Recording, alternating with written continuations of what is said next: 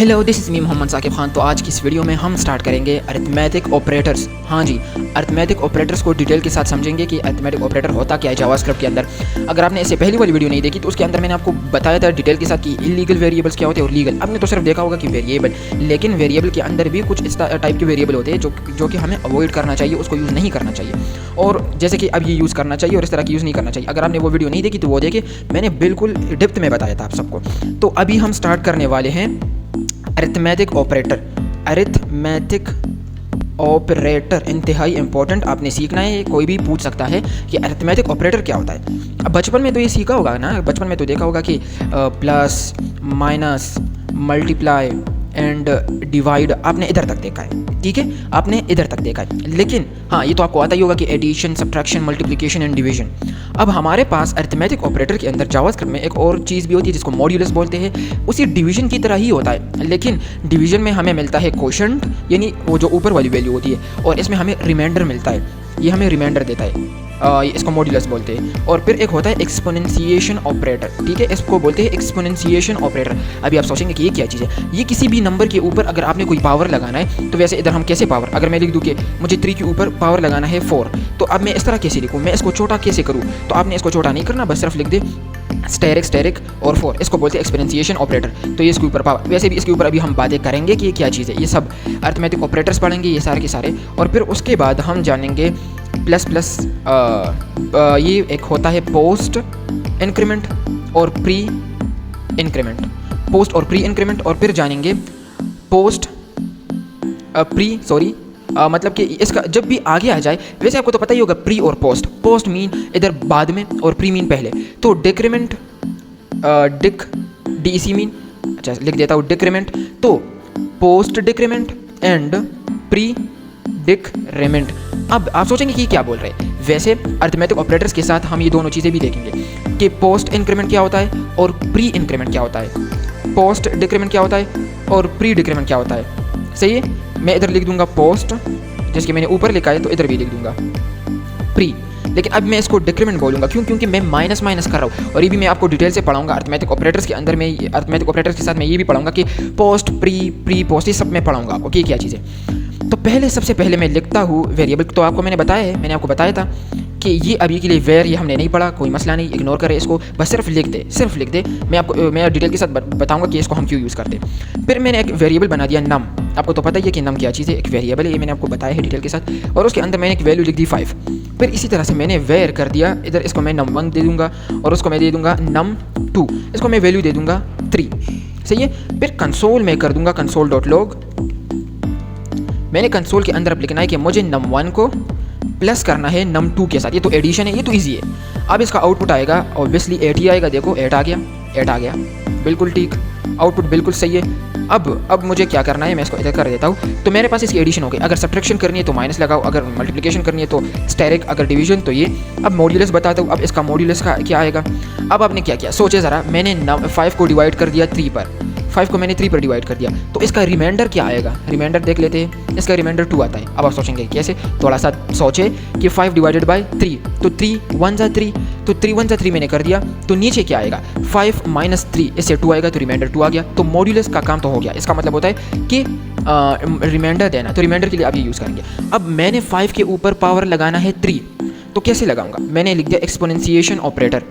ये भी आपको पता है कि मैंने 5 के ऊपर पावर लगाना है, तो वो कैसे लगाना है, बस एक्सपोनेंशिएशन ऑपरेटर लिख दे। ये नाम ज़रूर याद है कि थोड़ा सा मुश्किल है, लेकिन 10-15 बार एक साथ बोले तो फिर याद हो जाएगा। जिस तरह मैंने याद किया था, एक्सपोनेंशिएशन ऑपरेटर बार बोला तो फिर याद हो गया। तो एक्सपोनेंशिएशन ऑपरेटर यूज़ करना है, ये यूज़ होता है किसी भी नंबर के ऊपर कोई पावर लगाने के लिए। तो मैंने पावर लगा दिया, ठीक है। तो अब आपके जहन में क्या आंसर आएगा, 5 के ऊपर 3 पावर, 5 1 जा 5, 5 2 जा, इस तरह से नहीं, पावर मैंने कह दिया, पावर 5 5 जा 25, 25 5 जा 125। सही है। तो इस तरह से लिखना है। आपने ये नहीं कहना कि 5 1 जा 5, 5 2 जा 5 2 जा 10, 5 3 15, नहीं। आपने करना है, मैंने कह दिया कि 5 के ऊपर मैंने 3 पावर, मतलब कि 5 को 3 बार मल्टीप्लाई कर दो एक दूसरे के साथ, मतलब कि 5 × 5 × 5 इस तरह से, तो फिर ईजी होगा। इसका मतलब ये है कि 5 × 5 मल्टीप्लाई, ये तो आपको आता ही होगा। आप सोचेंगे कि हमें पढ़ा रहे हैं इस तरह से जैसे कि हम बच्चे, आपको आता ही होगा। मैंने कह दिया कि 5 5 25, 25 5 125, तो आंसर आएगा 125। तो हमारे पास एक्सपोनेंशिएशन ऑपरेटर यूज़ होता है किसी भी नंबर के ऊपर कोई पावर लाने के लिए। तो मेरे पास 125 आ गया। तो आपने ये सीखा, ये तो ईजी था, प्लस माइनस मल्टीप्लाई और डिवाइड, ये तो आपको आता है। बस मैंने ये बता दिया, शायद आपने नहीं देखा होगा। मॉड्यूलस, इसको हम परसेंट बोलते थे, लेकिन अभी आपने इसको मॉड्यूलस बोलना है जावास्क्रिप्ट के अंदर। ये था मॉड्यूलस, और ये है हमारा एक्सपोनेंशिएशन ऑपरेटर। ये भी याद होगा कि एक्सपोनेंशिएशन ऑपरेटर किसी नंबर के ऊपर पावर लाने के लिए यूज़ होता है, जिस तरह कि हमने ये देख लिया। अभी बढ़ते हैं हम पोस्ट इंक्रीमेंट और प्री इंक्रीमेंट के बारे में। जानते हैं कि पोस्ट इंक्रीमेंट और प्री इंक्रीमेंट क्या होता है। मैंने इसकी वैल्यू 1 कर दी, और अब मैं ये भी हटाता हूँ।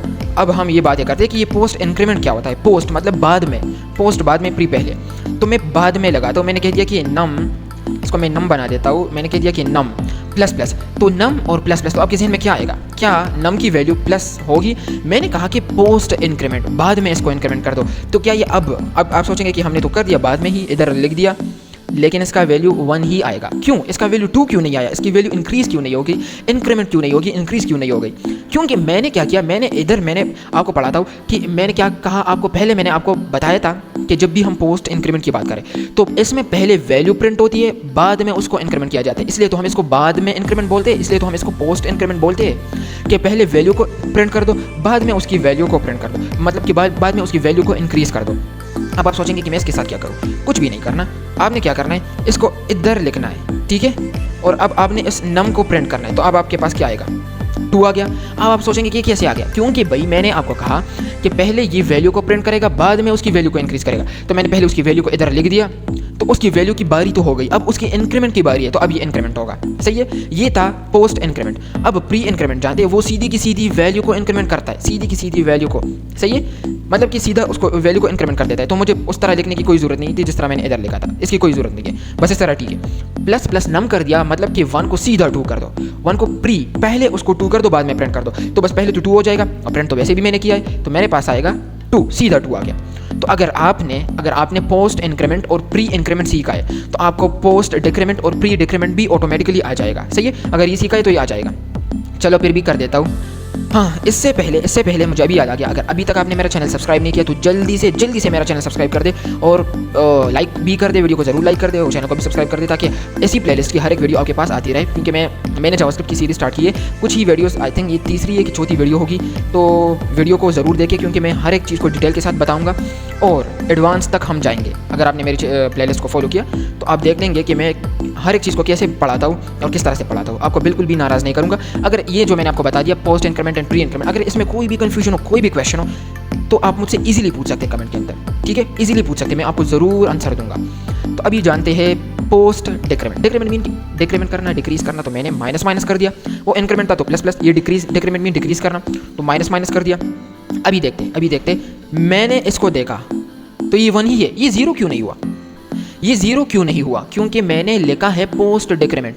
तो पहले ये वैल्यू को प्रिंट करेगा, फिर बाद में इसको डिक्रीमेंट करेगा, और बाद में डिक्रीमेंट करने के लिए हमने मौका ही नहीं दिया। अब मैं मौका देता हूँ, मैंने इसको पहले प्रिंट कर दिया, मतलब कि पहले वैल्यू आएगी, इधर वैल्यू आ गई हमारे पास, और इधर उसको डिक्रीमेंट भी किया जाएगा, तो मुझे 0 मिल गया। ठीक है, अगर आपको वो आता है जो मैंने आपको पढ़ा दिया पोस्ट इंक्रीमेंट और प्री इंक्रीमेंट, तो आपको ये पोस्ट डिक्रीमेंट और प्री डिक्रीमेंट भी आएगा। ठीक है, अभी आप ये सोचेंगे कि माइनस इसका कोई और फॉर्म है? हाँ, ये एक शॉर्ट हैंड है, आप इसको इस तरह भी लिख सकते हैं। देखिए मैंने लिख दिया नम -1, तो वही आंसर आएगा जो पहले आ रहा था 0, तो वही आंसर आएगा। ठीक है, और ये जो पहले मैंने लिखा था नम प्लस, तो ये एक शॉर्ट हैंड है। किस चीज़ का शॉर्ट हैंड है? नम +1, इसका शॉर्ट हैंड है। तो आपने याद रखना है कि हम नम के साथ 1 को ऐड कर रहे हैं, हर बार नम के साथ 1 ऐड हो रहा है, मतलब एक ही बार में अभी हो रहा है। मैंने नम के साथ 1 को ऐड कर दिया। तो ये था हमारे पास इंक्रीमेंट, डिक्रीमेंट, पोस्ट और प्री इंक्रीमेंट डिक्रीमेंट की बातें, और अरिथमेटिक ऑपरेटर्स भी हो गए। तो अगर कोई भी कंफ्यूजन हो मुझे पूछ सकते हैं, फिर से बता दो, आप मुझसे कमेंट में पूछ सकते हैं। तो अभी के लिए इस वीडियो में इतना ही, मिलते हैं नेक्स्ट वीडियो में अमेजिंग टॉपिक के साथ। तो अभी के लिए आपका बहुत बहुत शुक्रिया।